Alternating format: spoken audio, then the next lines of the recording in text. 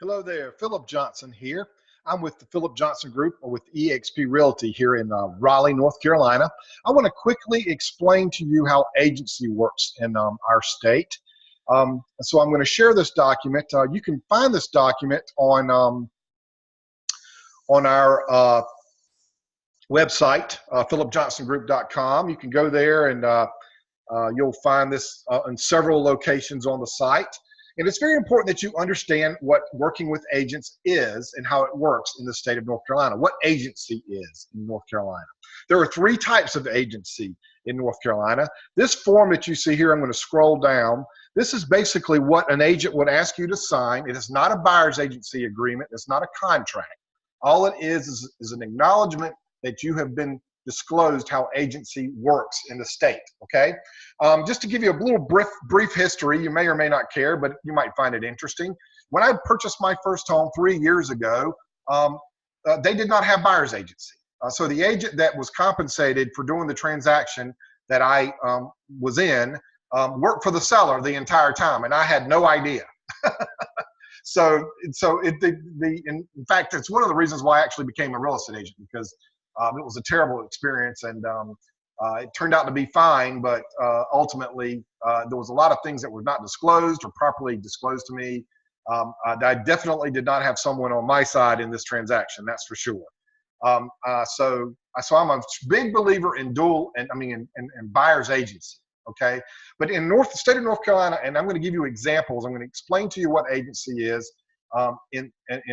So we have seller's agency, which also can entail dual agency, and then we have buyer's agency, okay? So I'm going to skip past these two first and then go back to the seller's and dual agency, okay?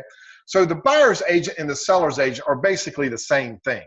If you'll note on this agreement here, the buyer's agent's job is to promote your best interest, be loyal to you, follow your lawful instructions, provide you with all the material facts that influence your decision, use reasonable skill, care, and diligence, and account for all monies that they handle for you, okay? Due diligence money, earnest money. So that's a pretty large responsibility. Now keep in mind, the seller's agent is identical. If I was gonna go back and read what the seller's agent's responsibility, it's identical to the buyer's agent's responsibility. So if you meet someone, and this is the way you need to understand how agency works. So when you meet an agent, even if it's your sister, okay, technically your sister should explain to you how agency works, okay? And technically your sister works for the seller until you have agreed to let her be your buyer's agent, okay? And that's basically how it works. Now that doesn't mean you have to sign a buyer's agency agreement necessarily. You do at some point in time before you do a contract or during the process of writing the contract, a buyer's agency agreement should be signed, because the agent cannot really negotiate on your behalf and work for you without having a legal binding buyer's agency agreement, okay? But this working with agents form is strictly a disclosure letting you know how agency works. This is not a contract. You can have a verbal agreement for a non-exclusive buyer's agency with your sister, okay? That's how it works. So that any confidential information that you may give your sister, if you don't have a buyer's agency agreement, she's technically supposed to be disclosing that to the seller, because at that moment in time, she represents the seller's interest, okay? I know that sounds silly, but that's just a way of giving you an example of how agency really does work, okay? So if you go into an open house and you meet an agent, there's a good chance that that agent that's in that open house is probably the listing agent, but sometimes that's not the case. Sometimes they work for the same firm, but not necessarily the listing agent. So if that's the case, then I'm going to scroll up here. That is what we call dual agency, okay? Now understand, dual agency is not like buyer's agency or seller's agency. In fact, it's nothing like it at all. A dual agent is strictly there to facilitate the deal. They, of course, have to treat you honestly and ethically, okay, because they are realtors. They have guidelines they have to follow to make sure that all material facts are disclosed to you and anything like that. It's mostly common sense, but they are not your advocate. They cannot take sides. They cannot help strategize in negotiating an offer. They can't even help negotiate a home inspection. They are strictly there to relay information back and forth, treating you both fairly and equally from the buyer to the seller. okay? And then in a lot of cases, they're making even more compensation than they normally would make by doing less work. You know, it sounds like they're doing twice the work, but they're not, because they're strictly just relaying information from the buyer to the seller. That's all they can do. They cannot advocate. All they're doing is facilitate. Okay, so all that being said, when you go to if I'm an agent and I'm walking into a listing appointment, I'm going to ask the seller if they will allow me to do dual agency. And I've never had a seller ever in 20 plus years say no. It's pretty much like, well, will that help me sell the house? Yes, it will. Okay, well, fine. Okay, but very rarely, will a buyer agree to dual agency when they lose total advocacy. Okay, now keep in mind, one of the reasons why you're going to hire a buyer's agent, on top of the fact that they're professional, they know the area, and they're going to be your advocate, another reason is strictly for convenience. I mean, if you think about it, when you go and if you want to go and look at several properties, you have to schedule these through someone, right? So it's either through each individual listing agent, or it's through a buyer's agent who can schedule all of them for you at one time, and then you guys can go and look at all the properties in one day or 2 days or in the evening or whatever. It's just a lot more convenient to have a buyer's agent. And also keep in mind that when a seller agent negotiates with their listing with their seller, that they may agree to do dual agency, and they may even agree to reduce the commission if they do a dual agency.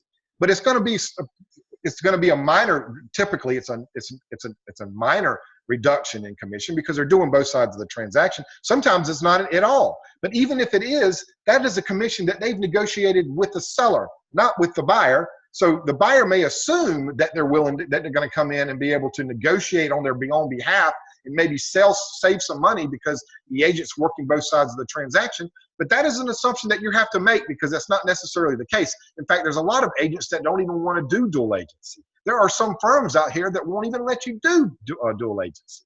So you don't make a lot of assumptions. Just hire you a buyer's agent and make your life a lot easier, okay? Now, last thing, if you do new construction, okay, if you're going into a new construction site, new construction, the agent that's on site almost always works for the seller. In fact, sometimes that agent is not even an agent.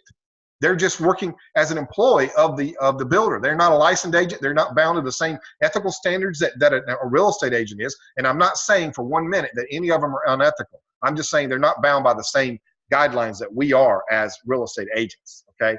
But the main thing you need to understand is that when you find property that's listed in the, on Zillow or Realtor.com or someone sends you that property, if it's listed in the multiple listing service, it's already listed with a commission already intact. So when you hire a buyer's agent, you're basically having free advocacy, okay? Because even in new construction or even in a normal purchase, I've been doing this for over 20 years. I've never asked a buyer to pay my commission. Never. It's always been an agreement that we have on the buyer's agency agreement of what I expect to be compensated, but I get my compensation from the selling agent, okay? That's how it works. So you need to understand that. When you look at the final closing statement, it is the amount that you're receiving is coming from the seller, not from you. So, and another thing you need to understand is when you do, let's say if you go and you're with a buyer's agent, and I can give you many examples of how a buyer's agent in new construction helps, okay? But let's say in a new construction situation, maybe they're offering a $5,000 bonus or a higher commission rate than normal, okay? Than what's on your buyer's agency agreement. That has to be disclosed to you in a timely manner so that you can make that well-informed decision to understand that buyer's agent may be getting paid an extra bonus for you purchasing that. Just so you know, doesn't mean that the buyer's agent is leading you any direction, but they need to disclose that just so that you understand that buyer's agent is getting compensated more than what they normally would be compensated, okay? So there's a lot more dynamics to this that I could go on and on and on about explaining to you, like, for example, if you go into new construction, the agent that's on site, as I said, is working for the seller. Well, they also have a lot of lots they need to sell, and they have to sell all of them. And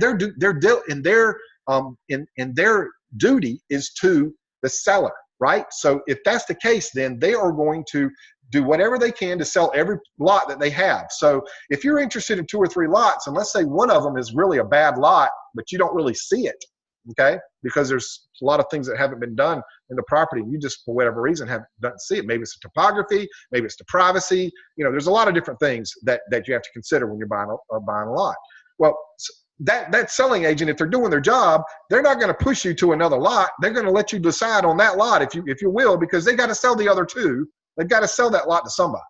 So, you know, that's just one example. You know, I could go over many times where I've had conflicts with you know, in new construction with builders and on-site agents and whatnot, where, you know, negotiations had to take place and I knew how to navigate it. Whereas, you know, you may not know. You may just say, okay, that's fine, and just go on with it, and not, you know, and not advocate for yourself very well. Well, that's what a buyer's agent's for. And hopefully, you know, with the experience that I have and my group has, that we can be a great help to you in that aspect.